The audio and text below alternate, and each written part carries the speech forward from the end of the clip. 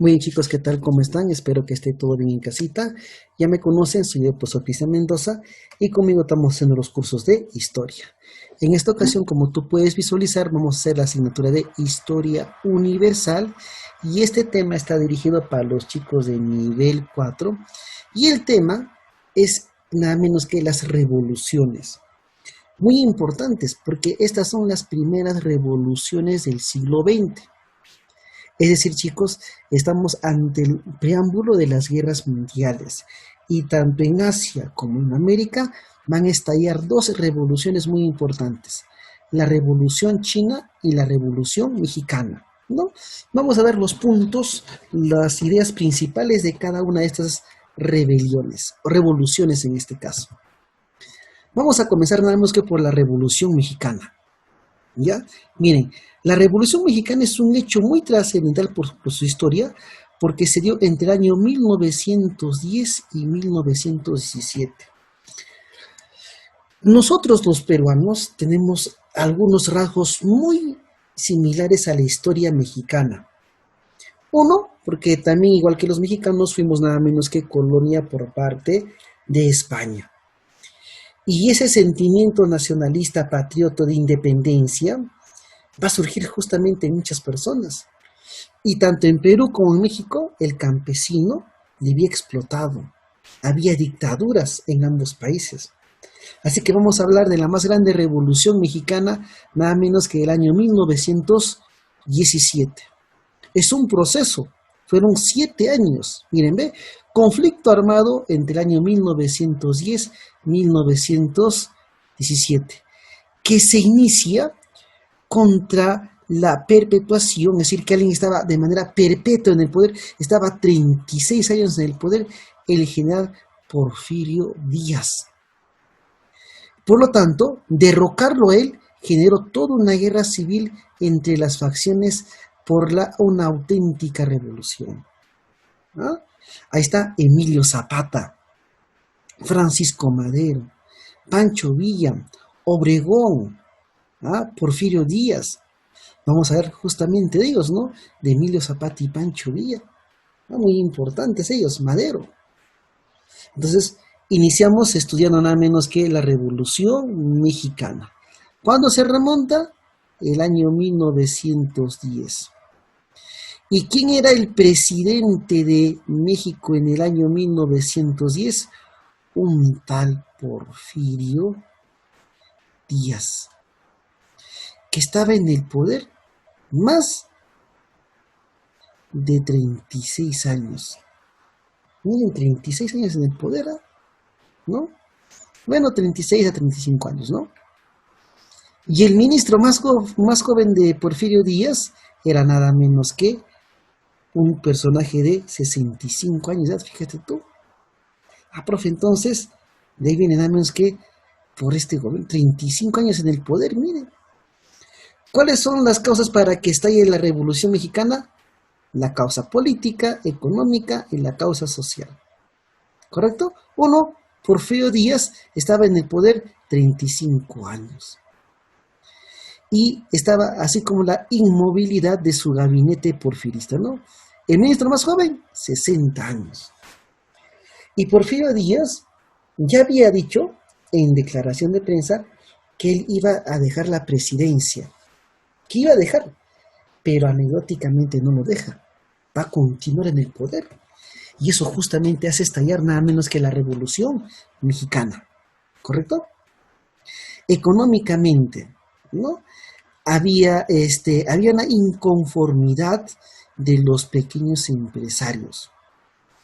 Había una pequeña burguesía en México, ¿no? Unos empresarios nacionales que tenían pequeños negocios, pero ellos estaban nada menos que en la búsqueda de maximizar sus comercios, sus labores comerciales, agrícolas e industriales. Pero no les dejaban crecer porque la oligarquía mexicana era la que tenía el poder. Y muchos de los préstamos que daban los bancos mexicanos eran nada menos que en favor de la misma oligarquía para financiar sus proyectos. Es decir, no dejaban crecer a la empresa nacional mexicana. lo obstruían nada menos que el crecimiento de ello. ¿Ya? Miren, en la causa social, el descontento del campesinado mexicano. Gran parte de la población de México aún se encontraba bajo la condición de campesinado. Pero ¿qué sucede con estos campesinos? Que cada vez eran despojados de sus tierras. Miren al campesino, ¿eh? No era el terrateniente, ¿no? Porque acá ya se había dado una especie de reforma agraria. ¿Y cómo eran despojados estos campesinos empobrecidos de sus tierras? Cuando empezó a aplicarse la ley del deslinde. Y es que sucede que los campesinos, que eran los poseedores de las tierras, no pudieron comprobar que eran los dueños auténticos porque no habían títulos de por medio. Y como no había una manera de probar que eran los propietarios, ¿no? Esto hizo que los terrenos fuesen adquiridos por los latifundistas, incrementando su poder. Así que el pequeño campesinado era expropiado de sus propias tierras. Fíjate tú. ¿Ah? Etapas de la Revolución Mexicana. Vamos a encontrar hasta 4 etapas. Primero vamos a hablar de la etapa maderista, de un tal Francisco Madero. ¿Correcto? Ahí está. Vamos a ver qué de Francisco Madero. Un ratito. Le voy a poner esa capita. Le doy acá negrito. ¿Ah? Su nombre se llamaba Francisco Madero. ¿Ah? La primera etapa. Él va a ser la figura principal. ¿Correcto? ¿Qué había dicho Porfirio Díaz? Que ya no iba a postular. Pero Porfirio Díaz se da la reelección. Y Madero, Francisco Madero, se opuso. Hasta incluso sacó un manifiesto, ¿no? Denunciando la dictadura, la reelección, el fraude que había hecho Porfirio Díaz para continuar en el poder. Así que Francisco Madero se opuso, ¿no? Tras la oposición de Francisco Madero, se inicia nada menos que la insurrección, nada menos que el levantamiento del pueblo mexicano. ¿Y quiénes se levantaron? Ahí están, miren esos nombres. Nada menos que Emilio Zapata, representando a los campesinos, ¿no? Nada menos que Francisco Madero, el mismo. Y Francisco Madero, ¿no? Expone nada menos que el famoso Plan de San Luis. Y este Plan de San Luis contó con el apoyo también de los campesinos, que eran para mantener las tierras de los campesinos, que no se les expropie. Y también nada menos que Pancho Villa y Pascual Orozco en Chihuahua, ¿no? Entonces, ¿no? Ellos se levantan y generan presión. ¿Y qué hacen? Hacen hora que Porfirio Díaz pueda dimitir, es decir, simplemente deje el cargo. Ante la presión de los revolucionarios y el pueblo, Díaz deja el poder, nombrando como presidente provisional a un tal León de la Barra, miren, ¿no? Pero, ¿no? Como fue de manera transitoria, la segunda etapa de aquí viene, la presidencia de Madero. Madero finalmente es nada menos que elegido presidente. Gana las elecciones, nada menos que Francisco Madero, presidente nada menos que de México, ¿correcto? Pero cuando él asume nada menos que la presidencia, no logra acuerdos. No logra acuerdos. ¿Y con quién no logra acuerdos? Nada menos que con Emilio Zapata, ¿correcto? Y Emilio Zapata, él proclamó su propio plan. Se llamó el Plan Ayala. ¿Y qué es lo que planteaba este Plan Ayala, chicos? Miren, ya planteaba una reforma total. Hablaba el reparto de las tierras en favor de los campesinos. Esas tierras que habían sido confiscadas por no garantizar la titularidad de su propiedad fueron expropiadas. Así que Emilio Zapata dijo, no, en el plan Ayala planteó el reparto de las tierras y continuar la revolución. ¿Se dan cuenta? ¿Ve? Muy bien. Entonces, Madero tiene una fuerte presión. Y esta fuerte presión hace que Francisco Madero fuese destituido. ¿No? ¿No? Y fue destituido nada menos, ¿no? Por demostrar incapacidad para poder gobernar. ¿Ve? Por el general Félix Díaz. Fue destituido ¿por quién? Por el general Félix Díaz. Dimitió, dejó el cargo nada menos que Francisco Madero, pero posteriormente fue, como dice acá, asesinado Francisco Madero. Y esto fue todo un escándalo, ¿no? Entonces, el que había puesto fin al régimen de Porfirio Díaz había sido muerto. Y ahora viene la revolución constitucionalista, porque como su propio nombre lo dice, ¿qué es lo que se buscaba ahora? Nada menos que una constitución. ¿Ah? ¿Promovido por quién? Por Carranza, ¿no? Y este Carranza, ¿qué es lo que propone? Nada menos que una constitución, cosa que no tenía todavía México. ¿Y esto dónde lo propone? Nada menos que en el Plan Guadalupe. ¿Ah? Nada menos que propuesto por Carranza. ¿No? Y el Carranza era continuar con la obra de Francisco Madero, era uno de sus seguidores en otras palabras, ¿correcto? Y él, ¿no? Carranza plantea nada menos que alza la bandera de la Constitución, formando un ejército constitucionalista apoyado ¿por quién?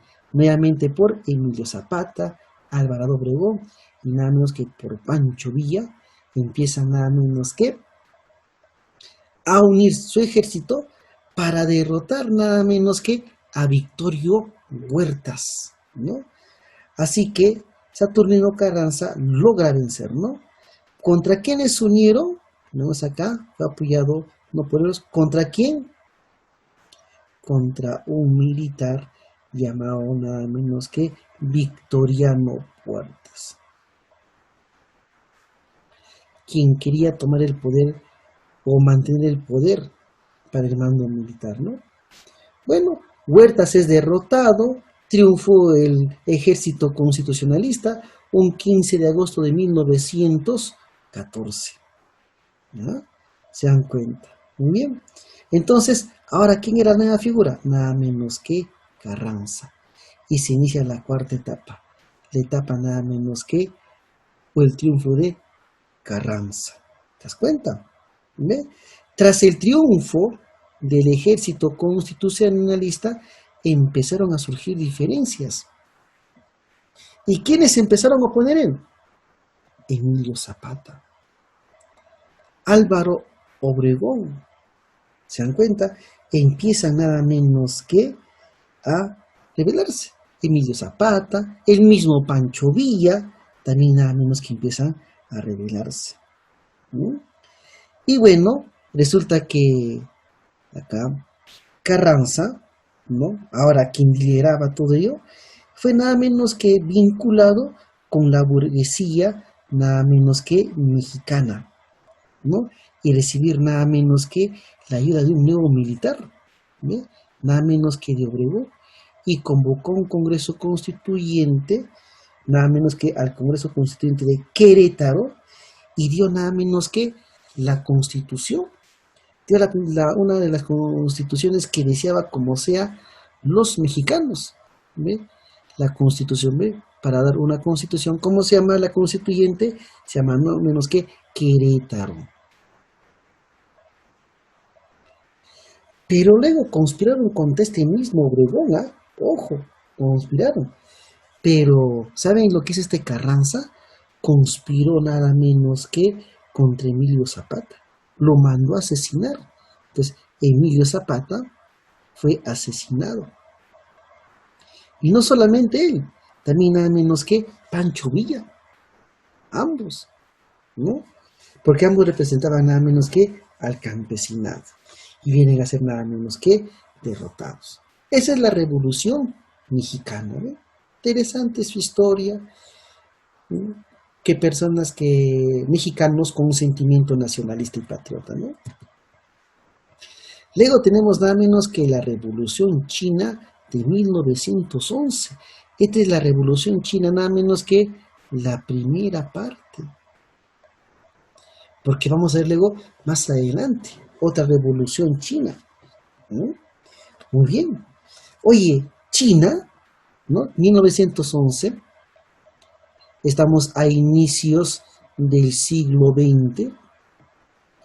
¿Y cómo era considerado China? China era considerado un país nada menos que feudalista, ¿no? Acá tenía rasgos feudalistas. ¿Ah? Tenía nada menos que problemas, la falta de un proyecto, la falta de una unidad. China era un país extenso, ahí tenía 500 millones de habitantes que estaban en la pobreza. La mayoría de los chinos tenía una condición campesina, trabajar nada menos que la tierra. Pero ¿saben quién está acá? Nada menos que las potencias imperialistas se repartían China, nada menos que la dominación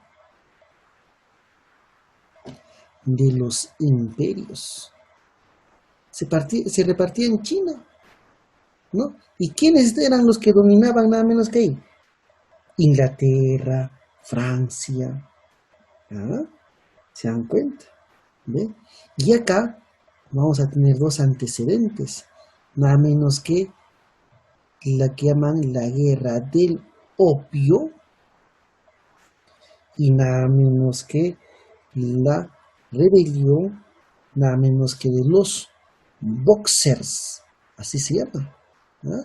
Nada menos que va a haber un grupo de chinos que se van a ver la rebelión de los boxers. Está pronunciado, ¿dónde está? Acá. La rebelión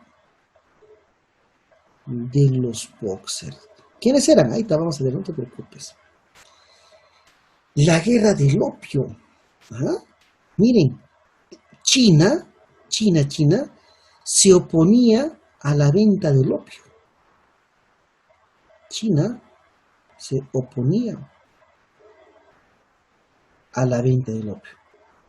Porque era perjudicial para la salud de los chinos, pues. Era perjudicial. Era un daño terrible otorgar nada menos que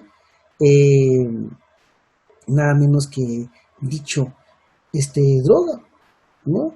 Porque este opio era nada menos que extraído de una flor llamada adormidera.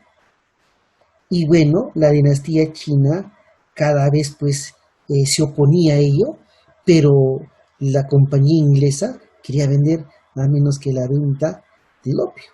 Y China se revela, pues, ¿no? ¿Y China con quiénes se enfrenta? Porque hay la primera guerra del opio y la segunda guerra del opio, ¿no? ¿Y contra quiénes se enfrenta China? Contra Inglaterra.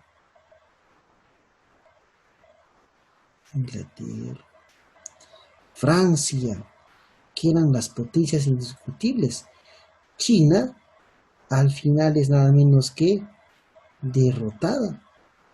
En serio, profe, sí, China es derrotada. ¿Y qué más sucede, profesor? Cuando China es derrotada, es obligada a firmar el Tratado de Nankín.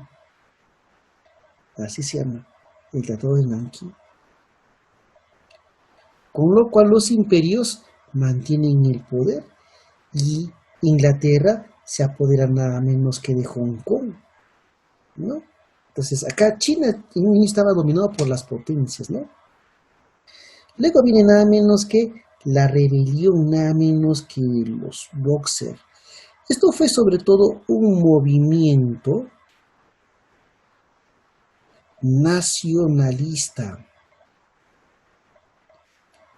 promovido por los mismos ciudadanos chinos, al ver que su país, que sus conciudadanos chinos eran humillados por los franceses, por los ingleses.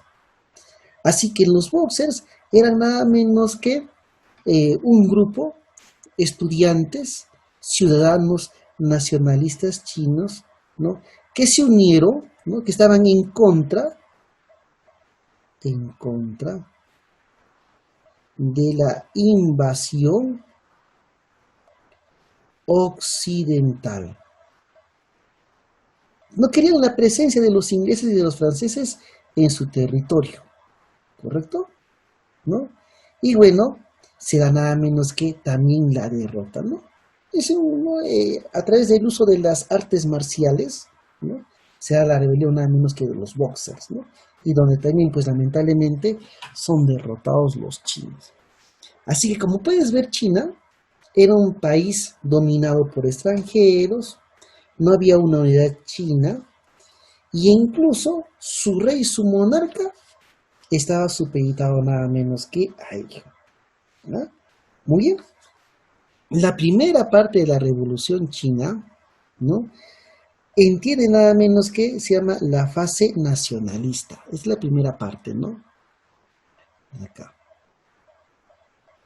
La fase nacionalista.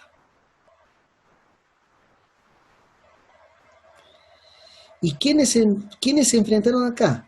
Nada menos que los monarquistas, ¿no? Y los monarquistas estaban representados nada menos que por la dinastía Qin. Los Qin.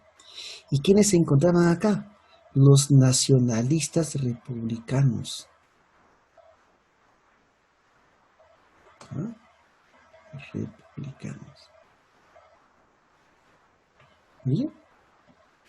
Hasta el año 1908, para ser exactos, China, ¿ya? Fue gobernada nada menos que por un emperador de nombre nada menos que Puyi, así se llama, ¿ya?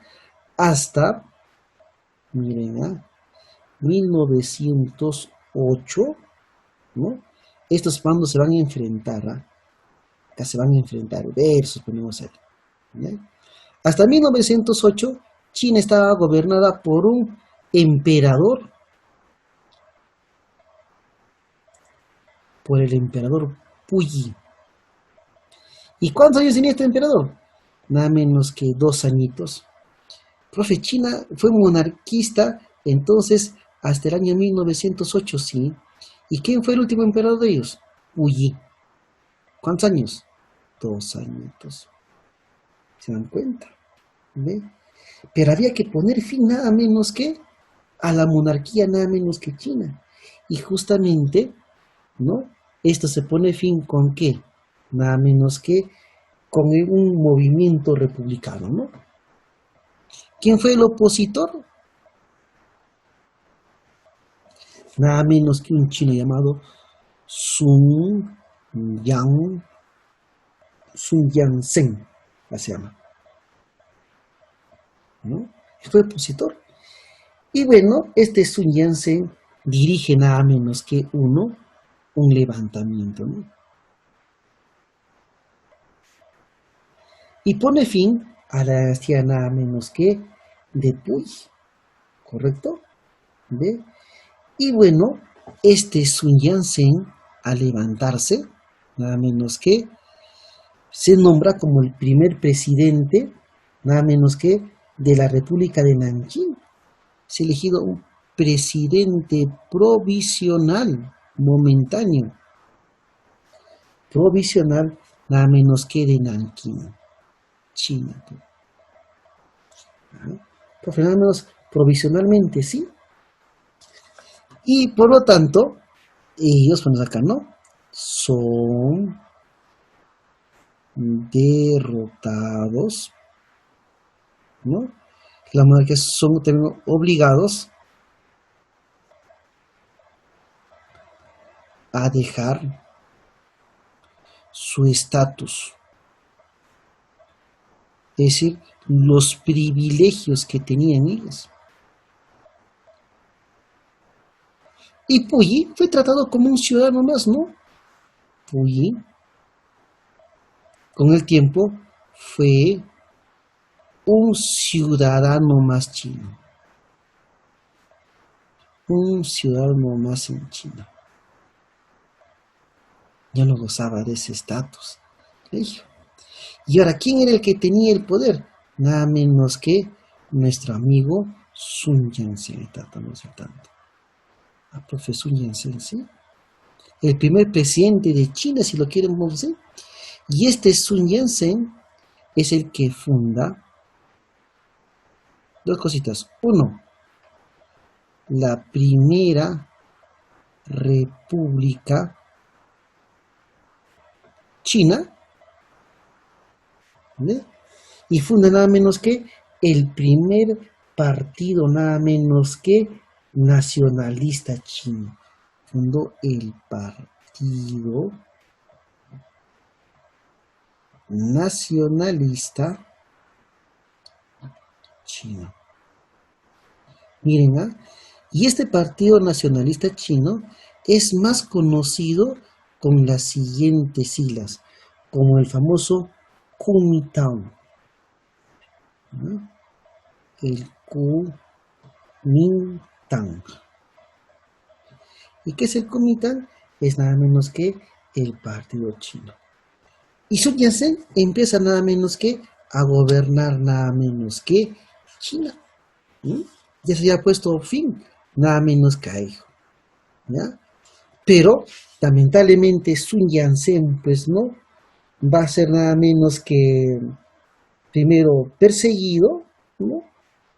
Había una oposición contra él, pero Sun Yat-sen fallece, ¿no?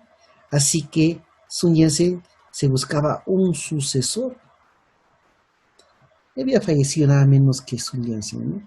¿Y quién va a ser el sucesor de Sun Yat-sen? El que continúa con su política va a ser nada menos que un militar llamado Yuan Shikai, o ¿ya? Yuan Shikai, ¿no? Y bueno, el general ponemos acá, va a ser nada menos que el sucesor, nada menos que de Sun Yat-sen, ¿ya? Se llama Yuan Shikai. Yuan Shikai. Estos nombres chinos son medios raros, ¿no? Muy bien. Y bueno, este general Yuan Shikai, ¿no? Se encargó nada menos que de regresar nada menos que a una monarquía, lo quería volver nada menos que a China, pero él iba a ser nada menos que el emperador, ¿no? Y él nada menos que disolvió el Congreso y asume todos los poderes, ¿no? Asume todos los poderes. Y él intentó implantar una nueva monarquía, una monarquía en China, ¿no? Pero ahora bajo el liderazgo de él, ¿cierto? ¿Ve? Pero hay, chicos, ¿qué es lo que sucede? Como estamos en el año 1911, viene ¿quién? Nada menos que la invasión japonesa. Ahora los chinos tienen un enemigo, que es nada menos que Japón. Y justamente Yuan Shikai o Chiang Kai-shek, también, o Chiang Kai-shek, también así se le conoce, empieza nada menos que oponerse, una oposición, nada menos que a los japoneses. ¿Se cuenta? ¿Profe, una oposición a los japoneses? Claro que sí. Pero ahí aparece otro, ¿no? ¿Quién va a ser? Nada menos que va a aparecer el Partido Comunista. ¿Y quién va a aparecer? Nada menos que Mao Zedong. Pero este es más adelante. Este es ya otra parte de nada menos que la Revolución China. ¿Se dan cuenta?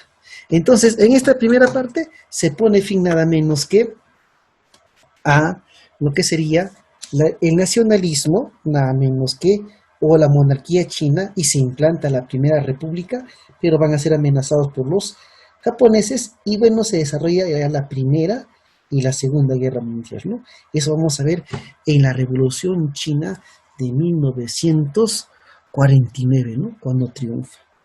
Siguiente. Bien, vamos acá con las preguntas. Fundador del Kuomintang. ¿Qué es el Kuomintang? El Partido Nacionalista Chino. ¿Quién? El primer presidente chino. ¿Cómo se llama? Sun Yat-sen. ¿Ah? Nada menos que uno, la RDR. ¿Ya? La guerra del opio entre China e Inglaterra, Francia, culmina en el año 1842. ¿Con el tratado de qué? De Nankín. Acá está. Hicimos la charita. ¿Ven? ¿Cómo se pone fin al tratado del opio? Con el tratado de Nankín. ¿Cómo se llama el fundador de esta? Acá está. Sun Yat-sen. ¿Ah? Durante la Revolución Mexicana revisó el apoyo burgués para desarrollar el plan de gobierno llamado el Plan de San Luis de Potosí. ¿Y quién fue? Nada menos que, ¿dónde está acá? Pancho Villa. Acá, ¿no? No, acá. Francisco Madero. ¿Qué te lo digo? Francisco Madero, porque es la primera etapa nada menos que de la Revolución Mexicana. ¿Cierto? 1917, las reformas políticas y económicas preconizadas durante la Revolución Mexicana fueron establecidas en la Constitución. ¿Cómo se llama esa Constitución de Querétaro? ¿Mm? Porque sea la convención justamente de Querétaro. 5. Emilio Zapata expuso sus inicios de reforma agraria en el plan llamado Plan Ayala, ¿no? Él hablaba de la repartición de tierras, un líder campesino, él, ¿no? Líder de la Revolución China. ¿Quién lidera? Pues Sun Yat-sen. Pero fallece, ¿no? Luego nombran a un sucesor. La revuelta que provocó la intervención extranjera en Pekín. Miren, la revuelta que generó la intervención extranjera, nada menos que de Pekín, fue la rebelión de los Boxer, ¿no? Que buscaban la expulsión de los extranjeros. El Partido Nacionalista Chino, ¿cómo es conocido? Como el Kuomintang. La reforma agraria en México, fue iniciada por ¿quién? Nada menos por Emilio Zapata. Pretexto para el estallido de la Revolución Mexicana. ¿Quién estaba en el poder 35 años? Porfirio Díaz, que había dicho que iba a dejar el poder, pero no lo hizo. Bien, chicos, ahí está nada menos que este tema, y nos vemos nada menos que en nuestra asesoría. ¿Ya? Nos vemos, hasta luego. Chao, chao.